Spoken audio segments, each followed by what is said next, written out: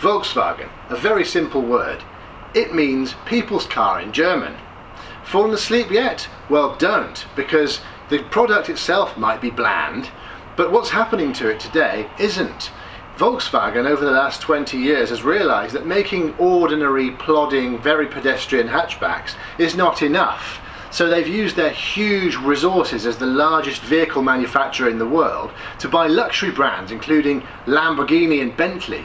Now today it's become about that Lamborghini has been approached by a private equity firm that specialises in automotive companies, Quantum AG, which is a Swiss company. Now Volkswagen doesn't make sense anymore for them to keep Lamborghini as a separate division of the company. It's a very expensive black hole for their cash.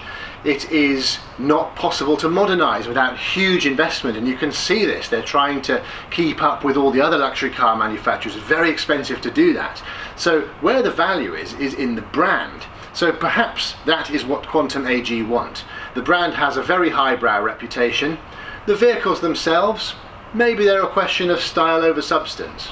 So the stock in Volkswagen this morning is extremely volatile. It rocketed up and then tailed off slightly as this news hit the newspapers. First of all in Germany very early this morning. Perhaps the most interesting fact here is the amount that's being offered to buy Lamborghini, which is a relatively small company in the automotive world, or at least a small division of a large company. 7.5 billion euros. That is astonishing. So maybe Volkswagen sees the opportunity to remove that division of the company and focus on its electric vehicle effort, which it perhaps needs to after its rather ill-fated April Fool's joke, which caused a stock crash earlier this year, where the company alluded to its name having been changed to Volkswagen.